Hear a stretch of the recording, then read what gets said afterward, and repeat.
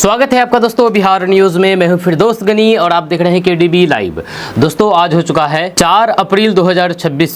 तो आज की पूरे बिहार की टॉप न्यूज लग रहे हैं आपके लिए। वीडियो शुरू करने से पहले आपसे रिक्वेस्ट है कि अगर आप पहली बार इस चैनल पर आए हैं तो चैनल को सब्सक्राइब करके बेल आइकन को प्रेस कर दीजिए और साथ ही साथ वीडियो को लाइक कर दीजिए, अपने दोस्तों के साथ शेयर भी कीजिए। तो चलिए चलते हैं आज की खबरों की ओर।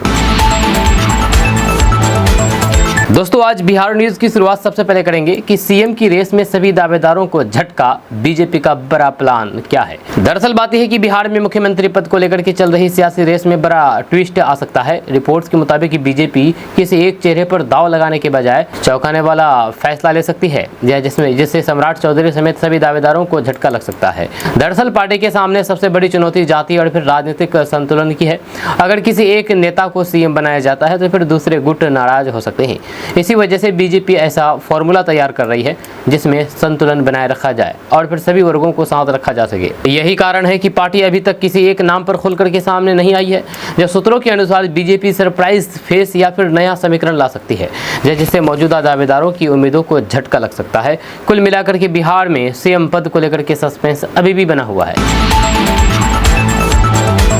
नीतीश के दिल्ली जाने के बाद कैसे चुना जाएगा बिहार का अगला सीएम। दरअसल बात यह है कि बिहार की राजनीति में नीतीश कुमार के दिल्ली जाने की चर्चा के बीच मुख्यमंत्री पद को लेकर के हलचल तेज हो गई है। इस बीच पूर्व सांसद आनंद मोहन ने बड़ा बयान देते हुए कहा कि बिहार में अगला मुख्यमंत्री चुनने का फैसला आम प्रक्रिया से नहीं बल्कि बीजेपी की अंदरूनी रणनीति से होगा। आनंद मोहन ने तंज कसते हुए कहा कि बीजेपी में मुख्यमंत्री का चयन पर्ची सिस्टम से होता है, यानी कि पार्टी नेतृत्व ही तय करता है कि कौन सीएम बनेगा। जब उन्होंने ये भी कहा कि जनता ने वोट नीतीश कुमार के नाम पर दिया था, इसलिए उनका बीच कार्यकाल में दिल्ली जाना सही नहीं माना जा रहा है। जब उन्होंने ये भी इशारा किया है कि अब बिहार में सीएम को लेकर के कई नाम सामने आ रहे हैं। जो कुछ लोग बीजेपी के नेता को अगला मुख्यमंत्री मान रहे हैं तो फिर कुछ निशांत कुमार के नाम की चर्चा कर रहे हैं। फिलहाल स्थिति साफ नहीं है, लेकिन इतना तय है कि नीतीश कुमार के हटते ही बिहार की सियासत में बड़ा बदलाव देखने को मिलेगा। बिहार में स्कूल टाइमिंग में बदलाव, 6 अप्रैल से नया नियम लागू। दरअसल बात यह है कि बिहार में बढ़ती गर्मी और फिर लू खतरे को देखते हुए स्कूलों के समय में बड़ा बदलाव किया गया है। बिहार सरकार ने आदेश जारी कर दिया है कि 6 अप्रैल से सभी स्कूलों की छुट्टी दोपहर 12:20 पर ही कर दी जाएगी, ताकि बच्चों को तेज धूप और फिर गर्म हवाओं से बचा जा सके। जहाँ नए नियम के तहत स्कूल सुबह के समय संचालित होंगे और पढ़ाई जल्दी समाप्त कर दी जाएगी। ये फैसला खास करके छोटे बच्चों की सुरक्षा को ध्यान में रखते हुए लिया गया है, क्योंकि दोपहर के समय तापमान काफी ज्यादा बढ़ जाता है और लू का खतरा रहता है। शिक्षा विभाग ने सभी जिलों को निर्देश दिया है कि इस आदेश का सख्ती से पालन कराया जाए। साथ ही साथ अभिभावकों से भी अपील की गई है कि वे बच्चों को गर्मी से बचाने के लिए जरूरी सावधानियां बरतें, जैसे कि पानी पिलाना, धूप से बचाव और फिर समय पर घर पहुंचाना। दाखिल खारिज में अब बहानेबाजी नहीं, डिप्टी सीएम सख्त। दरअसल बात यह है कि बिहार में जमीन से जुड़े दाखिल खारिज यानी कि म्यूटेशन मामलों को लेकर के सरकार ने सख्त रुख अपना लिया है। उप मुख्यमंत्री विजय कुमार सिन्हा ने साफ कर दिया है कि अब किसी तरीके की बहानेबाजी नहीं चलेगी और फिर सभी मामलों का त्वरित निपटारा करना होगा। जहां उन्होंने अधिकारियों को निर्देश दिया है कि लंबित मामलों को प्राथमिकता के आधार पर जल्द से जल्द निपटाया जाए। साथ ही ये भी कहा गया है कि अनावश्यक देरी करने वाले अधिकारियों पर कार्रवाई की जाएगी, ताकि आम लोगों को बार बार दफ्तरों के चक्कर न लगाने पड़े। वहीं पर सरकार का मानना है कि इस फैसले से जमीन से जुड़े विवाद कम होंगे और लोगों को राहत मिलेगी। इससे प्रशासनिक व्यवस्था में पारदर्शिता आएगी और फिर कामकाज की गति भी तेज होगी, जिससे आम जनता को सीधा फायदा मिलेगा। बिहार में मौसम ने ली करवट, बारिश और तेज हवाओं का असर। दरअसल बात यह है कि बिहार में मौसम अचानक से बदल गया है और फिर कई जिलों में तेज हवाओं के साथ बारिश शुरू हो गई है। जहाँ खास तौर पर गया में हालात ज़्यादा गंभीर बताए जा रहे हैं, जहां पर रेड अलर्ट जारी कर दिया गया है। इसका मतलब यह है कि वहां पर भारी बारिश, आंधी और फिर बिजली गिरने का खतरा ज़्यादा रहेगा। जब मौसम विभाग के अनुसार ये बदलाव हवा के दबाव और फिर नमी बढ़ने की वजह से हुआ है। जहाँ कई इलाकों में तेज हवाएं चल रही है और फिर अचानक बारिश से तापमान में भी गिरावट देखी जा रही है। ऐसी स्थिति में खुले में रहने या फिर पेड़ के नीचे खड़े होने से बचने की सलाह दी गई है। जब प्रशासन ने लोगों से अपील की है कि खराब मौसम के दौरान सतर्क रहें, अनावश्यक बाहर ना निकलें और फिर खास करके बच्चों और फिर बुजुर्गों का ध्यान रखें। आने वाले 1 से 2 दिनों तक मौसम इसी तरह से बना रह सकता है, इसीलिए सावधानी बेहद जरूरी है। बिहार में गर्मी का असर, आंगनबाड़ी का नया समय लागू। जी दरअसल बात है कि बिहार में बढ़ती गर्मी और फिर लू के खतरे को देखते हुए सरकार ने आंगनबाड़ी केंद्रों के समय में बड़ा बदलाव किया है। अब बिहार के सभी आंगनबाड़ी केंद्र सुबह 7:30 से 11:30 बजे तक की ही संचालित होंगे, यानी कि 7:30 बजे से 11:30 बजे तक चलेंगे। ये नया समय तत्काल प्रभाव से लागू कर दिया गया है। ये फैसला खासतौर पर छोटे बच्चे, गर्भवती महिलाओं और फिर धात्री माताओं की सुरक्षा को ध्यान में रखते हुए लिया गया है। जहाँ दोपहर की तेज धूप और फिर गर्म हवाओं से बचने के लिए केंद्र को अब सुबह के समय तक सीमित कर दिया गया है। सरकार ने यह भी साफ कर दिया है कि कम समय होने के बावजूद भी पोषाहार वितरण, प्री स्कूल शिक्षा और फिर स्वास्थ्य सेवाएं पहले की तरह ही जारी रहेंगी। साथ ही साथ चेतावनी दी गई है कि किसी भी तरीके की लापरवाही पर सख्त कार्रवाई होगी और जरूरत पड़ने पर जिलाधिकारी समय में और बदलाव भी कर सकते हैं। बिहार में नई सरकार का काउंटडाउन शुरू। दरअसल बात है कि बिहार की राजनीति में बड़े बदलाव लगभग तय माना जा रहा है। रिपोर्ट्स के मुताबिक नीतीश कुमार 9 अप्रैल को दिल्ली जाएंगे और फिर 10 अप्रैल को राज्यसभा सदस्य के रूप में शपथ ले सकते हैं। ये कदम उनके राज्य की राजनीति से राष्ट्रीय राजनीति की ओर बढ़ने का संकेत माना जा रहा है। यहाँ शपथ लेने के बाद सबसे बड़ा बदलाव देखने को मिलेगा। नीतीश कुमार मुख्यमंत्री पद से इस्तीफा दे सकते हैं। सूत्रों के अनुसार वे 12 अप्रैल के बाद पटना लौट करके इस्तीफा दे सकते हैं, जिससे नई सरकार के गठन का रास्ता साफ हो जाएगा। इसके बाद एनडीए की बैठक होगी, जिसमें नया नेता चुना जाएगा। माना जा रहा है कि 14 अप्रैल के आसपास बिहार को नया मुख्यमंत्री मिल सकता है। इस पूरे घटनाक्रम से यह साफ है कि बिहार में सत्ता परिवर्तन का काउंटडाउन शुरू हो चुका है और आने वाले कुछ दिनों में बड़ा राजनीतिक बदलाव देखने को मिलेगा। बिहार में फिल्मों की बार, 45 फिल्मों को मिली मंजूरी। दरअसल बात है कि बिहार में फिल्म इंडस्ट्री को लेकर के बड़ा उछाल देखने को मिल रहा है। बिहार सरकार ने 45 फिल्मों की शूटिंग को हरी झंडी दे दी है, जिससे अब बिहार धीरे धीरे फिल्म मेकर्स की पसंदीदा लोकेशन बनता जा रहा है। खास बात यह है कि इन प्रोजेक्ट में हिंदी फिल्मों की संख्या सबसे ज्यादा है, जो यहाँ की बढ़ते क्रेज को दिखाता है। सरकार का मानना है कि इससे बिहार में पर्यटन को बड़ा फायदा मिलेगा, जब फिल्म शूटिंग के जरिए बिहार के ऐतिहासिक स्थल, धार्मिक जगहें और फिर प्राकृतिक खूबसूरती देश दुनिया तक पहुंचेगी। साथ ही साथ होटल, ट्रांसपोर्ट और फिर स्थानीय कारोबार को भी बढ़ावा मिलेगा, जिससे रोजगार के नए अवसर पैदा होंगे। फिल्म नीति और फिर सुविधाओं में सुधार के कारण अब प्रोड्यूसर बिहार में निवेश करने के लिए आगे आ रहे हैं। आने वाले समय में अगर इसी तरह से प्रोजेक्ट आते रहेंगे तो फिर बिहार फिल्म इंडस्ट्री के नए हब के रूप में अपनी पहचान बना सकता है। पिछड़ा बिहार वाले बयान पर राजनीति तेज, तेजस्वी यादव घिरे। दरअसल बात है कि बिहार को पिछड़ा बताए जाने वाले बयान पर सियासत तेज हो गई है। जेडीयू नेता नीरज कुमार ने इस मुद्दे पर जोरदार पलटवार करते हुए कहा कि बिहार ने पिछले वर्षों में विकास की लंबी छलांग लगाई है और इसे नजरअंदाज करना गलत है। उन्होंने सरकार के कामकाज और फिर उपलब्धियों को गिनाते हुए विपक्ष पर निशाना साधा है। नीरज कुमार ने खासतौर पर तेजस्वी यादव पर हमला बोलते हुए उनकी संपत्ति को लेकर के सवाल उठाए हैं। उन्होंने कहा है कि तेजस्वी यादव के पास 468 बीघा जमीन है और पूछा है कि क्या जिस राज्य की वे तारीफ करते हैं वहां के मुख्यमंत्री के पास इतनी संपत्ति है। इस बयान के जरिए उन्होंने विपक्ष की राजनीति पर सवाल खड़े कर दिए हैं। इस बयान के बाद बिहार की राजनीति में बहस और तेज हो गई है। एक तरफ विपक्ष बिहार को पिछड़ा बता करके सरकार को घेर रहा है, तो दूसरी तरफ सत्ता पक्ष विकास के आंकड़े गिना करके जवाब दे रहा है। ऐसे में पिछड़ा बिहार का मुद्दा अब बड़ा राजनीतिक विवाद बनता जा रहा है। नीतीश कुमार के सचिव की संपत्ति का खुलासा, सोने ने खींचा ध्यान। दरअसल बात है कि बिहार में नीतीश कुमार के साथ काम करने वाले शीर्ष अधिकारियों की संपत्ति का खुलासा होने के बाद अब उनकी दौलत चर्चा में है। जहां सरकार द्वारा जारी एसेट डिक्लेरेशन के मुताबिक मुख्यमंत्री के करीबी सचिवों और फिर अधिकारियों के पास करोड़ों की संपत्ति है, जिसमें जमीन, निवेश और फिर सोना शामिल है। ये जानकारी पारदर्शिता के तहत सार्वजनिक की गई है। रिपोर्ट्स के अनुसार सीएम नीतीश कुमार से जुड़े कुछ प्रमुख सचिवों की कुल संपत्ति लगभग 2 से 3 करोड़ रुपए के बीच है, जबकि कुछ अन्य अधिकारियों की संपत्ति इससे भी ज्यादा बताई गई है। इनके पास सोना भी अच्छी खासी मात्रा में है, जो ज्यादातर पारिवारिक गहने या फिर शादी के समय मिले आभूषणों के रूप में दर्ज किया गया है। सबसे दिलचस्प बात यह है कि कुछ मामलों में मुख्यमंत्री के करीबी अधिकारी खुद मुख्यमंत्री से ज्यादा संपत्ति वाले पाए गए हैं। जहां सरकार का कहना है कि हर साल इस तरीके का खुलासा इसलिए किया जाता है ताकि सिस्टम में पारदर्शिता बनी रहे और जनता को अधिकारियों की आर्थिक स्थिति की भी पूरी जानकारी मिल सके। महिला आयोग में हाई वोल्टेज ड्रामा, प्रेमी जोड़े ने की शादी। दरअसल बात है कि बिहार की राजधानी पटना में उस समय हाई वोल्टेज ड्रामा देखने को मिला जब एक प्रेमी जोड़े ने महिला आयोग के कार्यालय में ही शादी रचा ली। मामला इतना संवेदनशील था कि मौके पर ही पुलिस की भारी तैनाती करनी पड़ी ताकि किसी तरीके का विवाद ना हो। जानकारी के मुताबिक लड़की के परिवार वाले इस रिश्ते के खिलाफ थे और विरोध कर रहे थे। ऐसे में मामला महिला आयोग तक पहुंचा, जहां पर दोनों पक्षों के बीच बातचीत के बाद आखिरकार प्रेमी जोड़े ने आयोग की मौजूदगी में शादी कर ली। पूरी घटना के दौरान पुलिस का कड़ा पहरा रहा और फिर हालात को नियंत्रण में रखा गया।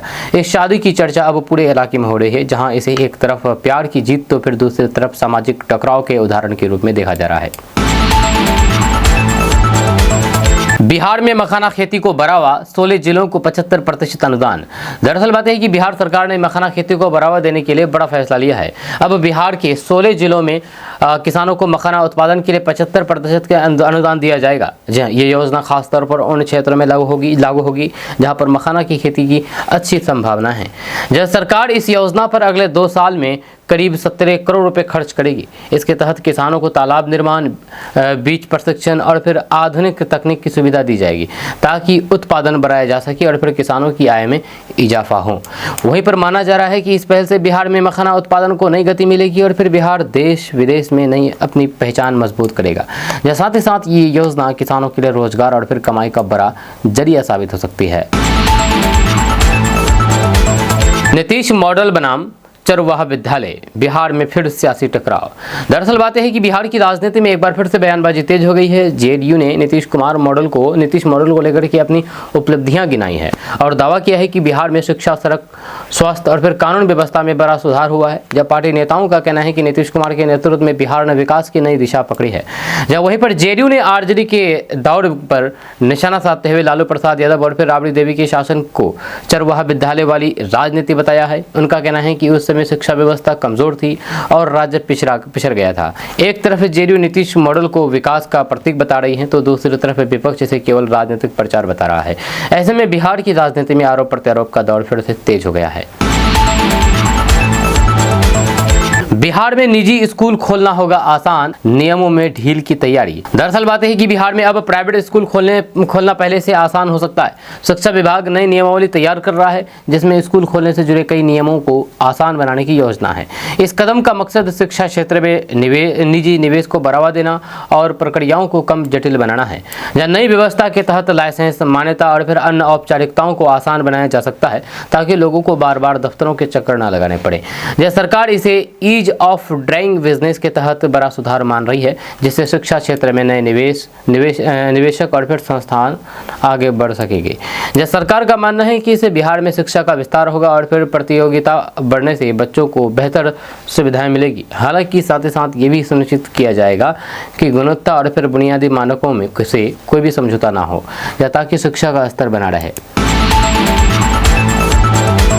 मेरा सीएम तेरा सीएम में उलझी सरकार, तेजस्वी का एनडीए पर बड़ा हमला। दरअसल बात यह है कि बिहार की राजनीति में बयानबाजी तेज हो गई है। नेता प्रतिपक्ष तेजस्वी यादव ने एनडीए सरकार पर जोरदार हमला बोलते हुए का आरोप लगाया है कि बिहार में मेरा सीएम तेरा सीएम की राजनीति चल रही है, जबकि असली मुद्दों से ध्यान हटाया जा रहा है। तेजस्वी यादव ने दावा किया है कि बिहार में 2 करोड़ रुपए से ज्यादा की लूट और फिर जहरीली शराब से कई लोगों की जान जाने की गंभीर चिंता का विषय है, लेकिन सरकार इन मुद्दों पर ठोस कार्रवाई करने के बजाय राजनीतिक खींचतान में उलझी हुई है। उन्होंने कहा है कि कानून व्यवस्था और फिर भ्रष्टाचार के मामलों पर सरकार पूरी तरह से फेल साबित हो रही है। आपको बता दूं कि इससे पहले भी तेजस्वी यादव कई बार एनडीए पर भ्रष्टाचार और खराब प्रशासन का आरोप लगा चुके हैं और कहा कि बिहार में लूट और फिर अव्यवस्था का माहौल है। तेजस्वी की इंग्लिश पर छिड़ी ग्रामर वार, बिहार में सियासी बवाल। दरअसल बात यह है कि बिहार की राजनीति में अब एक नया विवाद सामने आया है जिसे ग्रामर वार कहा जा रहा है। जब तेजस्वी यादव के अंग्रेजी भाषण को लेकर के बीजेपी नेताओं ने उन पर निशाना साधा है। खास करके जेडीयू नेता नीरज कुमार ने उनकी अंग्रेजी को 9वीं फेल की अंग्रेजी बताते हुए सवाल उठाए और उनकी ग्रामर की गलतियों को सार्वजनिक तौर पर गिनाया। जब बताया जा रहा है कि यह विवाद तब शुरू हुआ जब तेजस्वी यादव ने केरल में अंग्रेजी में भाषण दिया। इसके बाद एनडीए नेताओं ने उनके भाषण और फिर भाषा पर हमला बोल दिया। सोशल मीडिया से लेकर राजनीतिक मंच तक इस मुद्दे पर तीखी बहस छिड़ गई है और फिर इसे व्यक्तिगत बनाम राजनीतिक हमले के तौर पर देखा जा रहा है। वहीं पर आरजेडी ने बीजेपी के आरोपों का जवाब देते हुए इसे तेजस्वी यादव का अपमान बताया है। जब पार्टी का कहना है कि असली मुद्दों से ध्यान हटाने के लिए इस तरह के व्यक्तिगत हमले किए जा रहे हैं। अब ये मामला सिर्फ भाषा तक सीमित नहीं रह गया है, बल्कि बिहार की राजनीति में एक नया विवाद बनकर के उभर गया है। बिहार के सासाराम में मैरिज हॉल पर छापा, 70 जोड़े पकड़े गए। दरअसल बात है कि बिहार के सासाराम में एक चौंकाने वाला मामला सामने आया है, जहां पर पुलिस ने एक मैरिज हॉल में छापा मार करके करीब 70 प्रेमी जोड़े को रंगे हाथ पकड़ लिया है।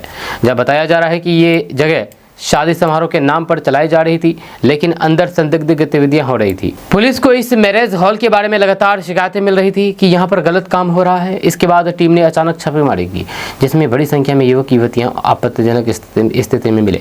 मौके पर हड़कंप मच गया और फिर कई लोग भागने की कोशिश भी करते रहे। जब पुलिस ने मौके से कई लोगों को हिरासत में लिया है और पूरे मामले की जाँच शुरू कर दी है। जब प्रशासन का कहना है कि इस तरीके के अवैध काम करने वालों पर सख्त कार्रवाई की जाएगी। इस घटना के बाद इलाके में चर्चा तेज हो गई है और फिर मैरिज हॉल की गतिविधियों पर भी सवाल उठने लगे हैं। बिहार में 386 शिक्षकों पर कड़ी कार्रवाई, वेतन कटौती का खतरा। दरअसल बात है कि बिहार के नवादा जिले में शिक्षा विभाग ने बड़ी कार्रवाई करते हुए 386 शिक्षिकाओं को नोटिस जारी किया है। ये कार्रवाई ई शिक्षा कोष पोर्टल पर उपस्थिति दर्ज करने में गड़बड़ी और फिर छेड़छाड़ के आरोप में की गई है।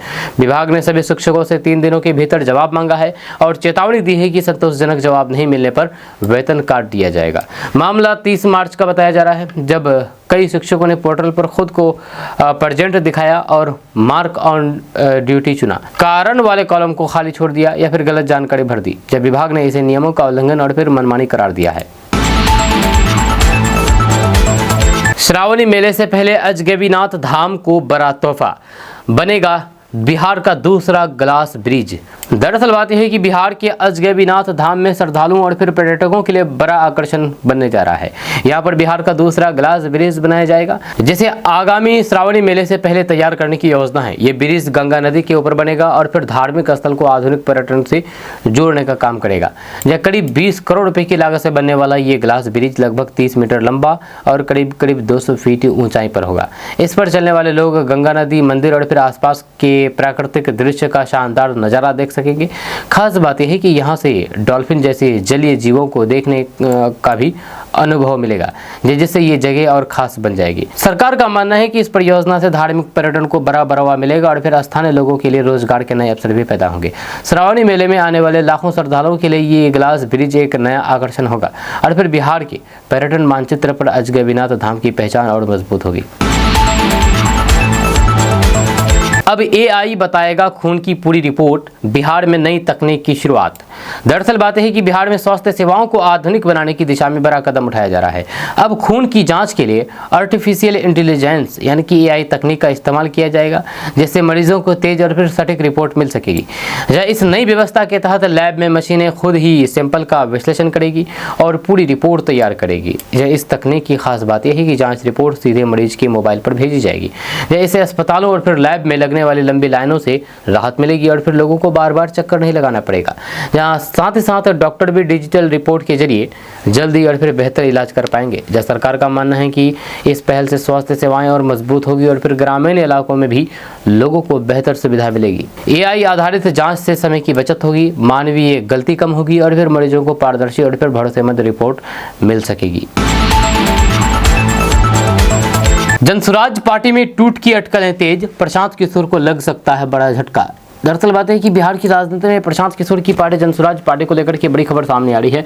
चर्चा है कि पार्टी के 2 करीबी नेता उनसे दूरी बना सकते हैं, जिससे संगठन के अंदर टूट की अटकलें तेज हो गई है। ये घटनाक्रम ऐसे समय में सामने आया है जब पार्टी पहले ही चुनाव में खराब प्रदर्शन के बाद खुद को मजबूत करने की कोशिश कर रही है। सूत्रों के मुताबिक ये नेता जल्द ही किसी दूसरी बड़ी पार्टी का दामन थाम सकते हैं। माना जा रहा है कि वे अपने राजनीतिक भविष्य को देखते हुए नया फैसला लेने की तैयारी में हैं। इससे जनसुराज पार्टी को संगठनात्मक स्तर पर झटका लग सकता है, क्योंकि ये नेता पार्टी की शुरुआती और फिर भरोसेमंद चेहरे में गिने जाते थे। राजनीतिक जानकारों का मानना है कि अगर ये टूट होती है तो फिर प्रशांत किशोर के लिए ये एक बड़ा झटका साबित होगा। जब पहले ही चुनावी नतीजों में पार्टी को सफलता नहीं मिली थी और अब अगर नेता अलग होते हैं तो फिर जनसुराज की स्थिति और कमजोर हो सकती है। तेजस्वी यादव के गरीब वाले बयान पर क्यों मचा बवाल।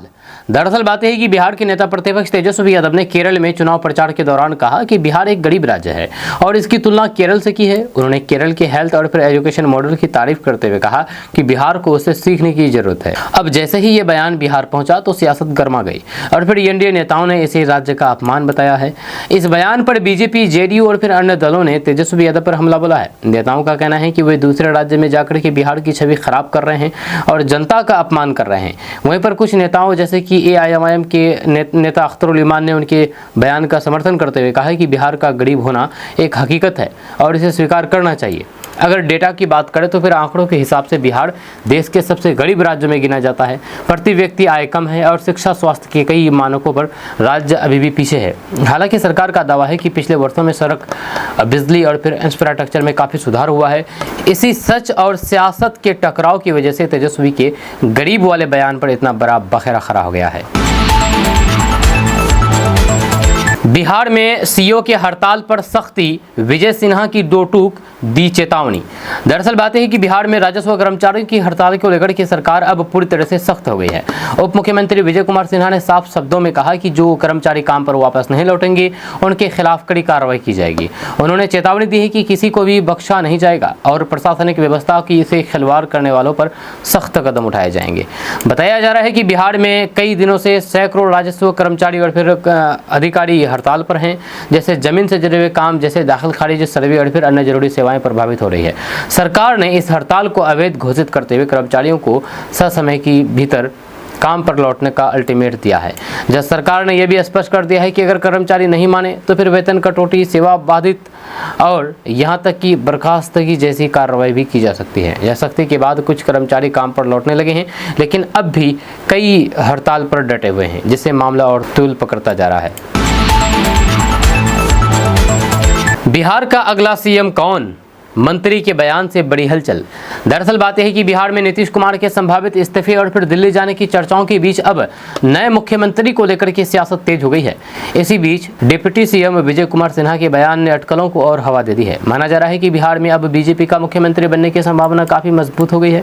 यह सूत्रों और राजनीतिक चर्चाओं के बीच डिप्टी सीएम सम्राट चौधरी का नाम सबसे बड़े दावेदार के तौर पर सामने आ रहा है, जहाँ उनकी पार्टी में मजबूत पकड़, अनुभव और फिर वर्तमान सरकार में भूमिका को देखते हुए उन्हें अगला मुख्यमंत्री बनाया जा सकता है।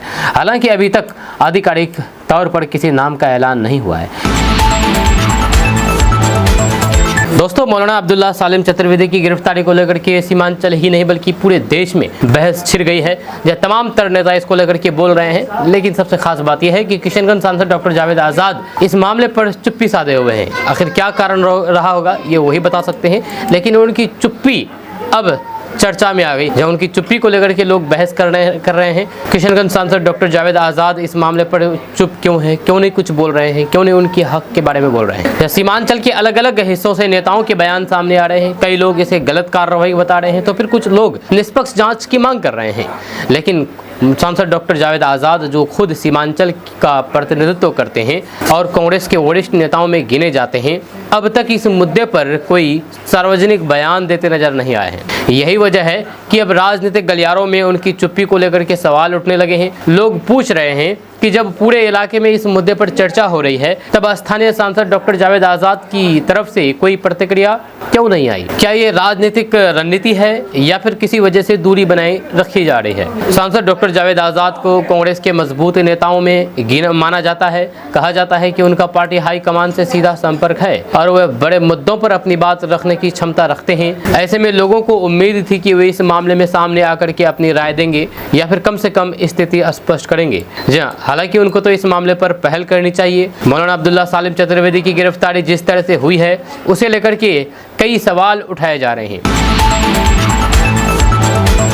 दोस्तों, आज हम बात करने वाले हैं किशनगंज से ताल्लुक रखने वाले अजहर इकबाल की। यह छोटे से गांव से उठ करके अरबों की कंपनी खड़ी कर देने वाले अजहर इकबाल की कहानी आज हम आपको बताने वाले हैं कि वे कहां के रहने वाले हैं, किस तरह से उन्होंने एक बड़ा एम्पायर खड़ा कर दिया है। जी हाँ, अजहर इकबाल सीमांचल के वो युवा है जिसने अपने दम पर देश ही नहीं बल्कि दुनिया में अपनी पहचान बनाई है। ये नाम है अजहर इकबाल। किशनगंज जिले के कोचा धवन प्रखंड के सारोगरा गाँव से निकल करके अजहर इकबाल ने ये साबित कर दिया है कि अगर सोच बड़ी हो तो फिर छोटे से गाँव में भी बड़ी कामयाबी हासिल की जा सकती है। अजहर इकबाल का शुरुआती जीवन बेहद साधारण रहा है। उनका परिवार किशनगंज और फिर बहादुरगंज दोनों जगह से जुड़ा रहा है, क्योंकि उनके पिता बैंक में नौकरी करते थे। उन्होंने अपनी स्कूली पढ़ाई किशनगंज के ओरिएंटल पब्लिक स्कूल से पूरी की है। पढ़ाई में अच्छे होने के कारण उन्होंने देश के सबसे प्रतिष्ठित संस्थानों में से एक IIT दिल्ली में दाखिला लिया, लेकिन यहाँ पर उन्होंने एक बड़ा फैसला किया। उन्होंने पढ़ाई बीच में ही छोड़ दी।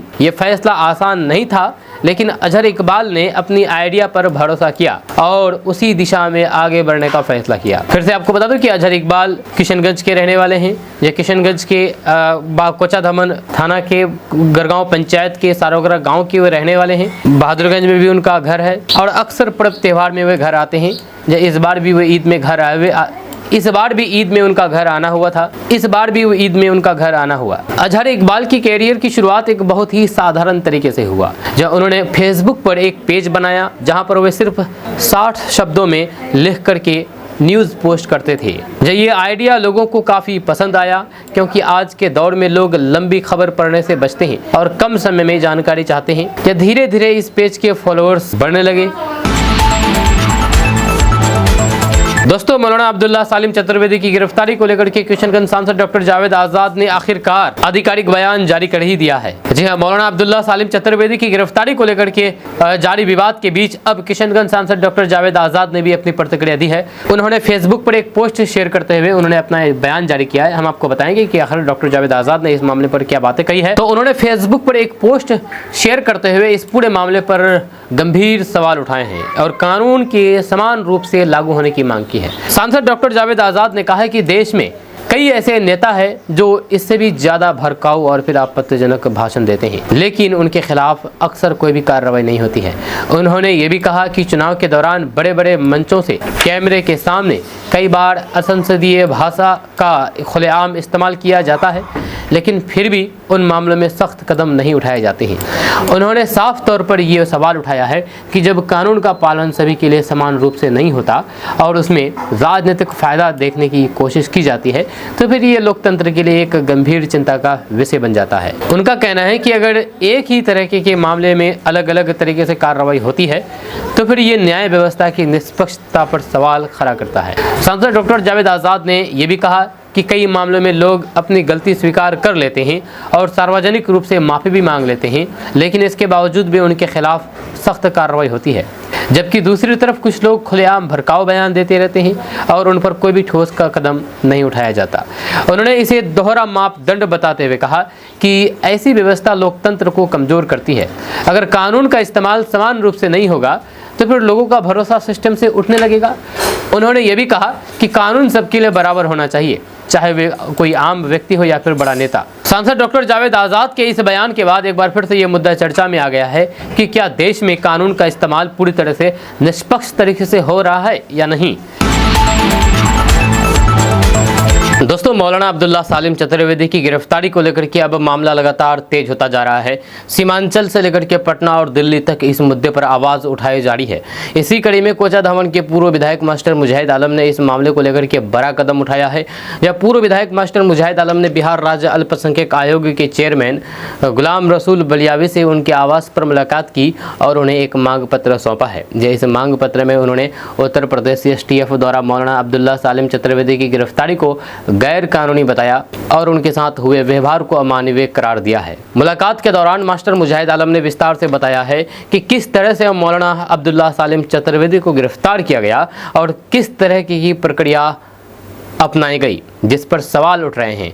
उन्होंने आयोग से मांग की है कि पूरे मामले की निष्पक्ष जांच कराई जाए और अगर किसी तरह की गड़बड़ी पाई जाती है तो फिर दोषी अधिकारियों पर सख्त कार्रवाई की जाए।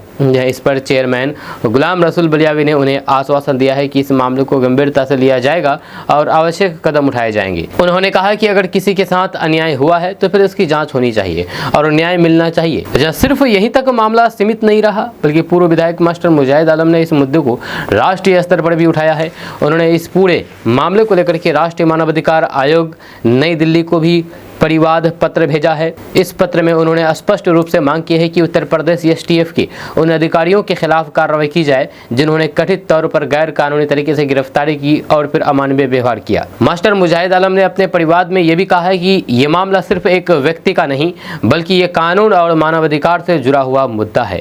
अगर इस तरह की घटनाओं पर कार्रवाई नहीं होती है तो फिर इससे लोगों का कानून पर भरोसा कमजोर हो सकता है। इस पूरे घटनाक्रम के बाद ये मामला और भी बड़ा होता नजर आ रहा है। सीमांचल के कई नेता पहले ही इस मुद्दे पर अपनी प्रतिक्रिया दे चुके हैं और अब पूर्व विधायक मास्टर मुजाहिद आलम द्वारा आयोग और फिर मानवाधिकार संस्था तक पहुंचने से ये मुद्दा राष्ट्रीय स्तर पर चर्चा में आ सकता है। दोस्तों, किशनगंज के भ्रष्ट एसडीपीओ गौतम कुमार पर निलंबन की अब कार्रवाई शुरू हो गई है। अगर भ्रष्टाचार की लिस्ट में अगर नंबर 1 कोई अगर होगा तो किशनगंज के इतिहास में इस एसडीपीओ गौतम कुमार का होगा, जहां इन्होंने भ्रष्टाचार का ऐसा जाल बुना जिसकी वजह से यहाँ के लोग इनकी वजह से भ्रष्टाचार शब्द भी शर्मा जाए। जहाँ क्योंकि इन्होंने भ्रष्टाचारी का सीमा ही पार कर दिया। जहाँ जिस तरह से ये पुलिस की नौकरी में रह करके लोगों का खून चूसा, अवैध कमाई का जरिया बनाया, ये सुन करके देख करके लोग हैरान रह गए। अरबों की संपत्ति बना ली, लेकिन अब इस पर कार्रवाई की तलवार लटक रही है। जब पूर्व एसडीपीओ गौतम कुमार के खिलाफ अब बड़ी कार्रवाई की तैयारी हो रही है। उन पर आय से अधिक करीब 80 करोड़ रुपए की संपत्ति अर्जित करने का गंभीर आरोप लगाया है। इस मामले में पुलिस मुख्यालय ने उनके निलंबन का प्रस्ताव गृह विभाग को दिया है, जो अब उप मुख्यमंत्री के माध्यम से मुख्यमंत्री तक पहुंचेगा। बताया जा रहा है कि अगले 3 से 4 दिनों के भीतर इस पर अंतिम फैसला लिया जा सकता है। जानकारी के मुताबिक इस पूरे मामले की जांच आर्थिक अपराध इकाई यानी कि ईओयू कर रही है। जांच के दौरान कई ऐसे खुलासे हुए हैं जिन्होंने पूरे पुलिस विभाग को हिला करके रख दिया है। आपको बता दूं कि इससे पहले ही गौतम कुमार को किशनगंज के एसडीपीओ पद से हटा दिया गया था और उन्हें पुलिस मुख्यालय में योगदान करने का निर्देश दिया गया था, जहां उनकी जगह एसडीपीओ 2 मंगलेश कुमार सिंह को अतिरिक्त प्रभार सौंपा गया था। जब मामले की शुरुआत तब हुई जब विजिलेंस और फिर ईओयू की टीम ने गौतम कुमार के कई ठिकानों पर एक साथ छापेमारी की। इस कार्रवाई में जो सामने आया है उसने सब कुछ चौंका दिया। यह टीम को करीब 600 ग्राम सोने के गहने मिले, जिनकी कीमत लगभग 84 लाख रुपए बताई जा रही है। यह इनके अलावा 2.5 लाख रुपए के चांदी के गहने भी बरामद हुए हैं। सबसे बड़ा खुलासा जमीन जायदाद को लेकर के हुआ है। यह जांच टीम ने को करीब 80 करोड़ रुपए की संपत्ति के कागजात मिले हैं, जिसमें कई प्लॉट, मकान और फिर अन्य निवेश शामिल है। दोस्तों, किशनगंज के एक अस्पताल पर गंभीर आरोप लगा है। यहां पर डिलीवरी के नाम पर वसूली का वीडियो वायरल हुआ है। जिसके बाद क्या था, जांच की मांग अब तेज हो गई है। किशनगंज में स्वास्थ्य व्यवस्था को लेकर एक बड़ा सवाल खड़ा हो गया है। किशनगंज जिले के पोवाखाली स्थित सरकारी अस्पताल से जुड़ा एक वीडियो सोशल मीडिया पर तेजी से वायरल हो रहा है, जिसमें प्रसव यानी कि डिलीवरी के नाम पर पैसे लेने का आरोप लगाया जा रहा है। इस वीडियो के सामने आने के बाद इलाके में हरकत मच गया और लोगों के बीच नाराजगी भी देखने को मिल रही है। तो आपको बता दूं कि बताया जा रहा है कि ये वीडियो अस्पताल परिसर का ही है, जहां पर मरीजों से पैसे लिए जाने की बात कही जा रही है। हालांकि अभी तक इस वीडियो की आधिकारिक पुष्टि नहीं हुई है, लेकिन इसके बावजूद भी इसने कई गंभीर सवाल खड़े कर दिए हैं। जहाँ सबसे बड़ा सवाल यह है कि क्या सरकारी अस्पतालों में मिलने वाले मुफ्त सुविधाओं के बावजूद भी गरीब मरीजों से अवैध वसूली की जा रही है। जहाँ स्थानीय लोगों का कहना है कि अगर ये आरोप सही साबित होता है तो फिर ये बेहद चिंताजनक है। जहाँ सरकार की ओर से चलाए जा रहे मुफ्त इलाज और फिर अपने जननी सुरक्षा जैसी योजनाओं का मकसद ही गरीब और ज़रूरतमंद लोगों को राहत देना है, लेकिन अगर उन्हीं से पैसे वसूले जा रहे हैं तो फिर ये सीधा अन्याय है। जब वीडियो वायरल होने के बाद क्षेत्र में चर्चा तेज हो गई है और लोग प्रशासन से मांग कर रहे हैं कि इस मामले की निष्पक्ष और फिर गहन जांच कराई जाए ताकि सच्चाई सामने आ सके।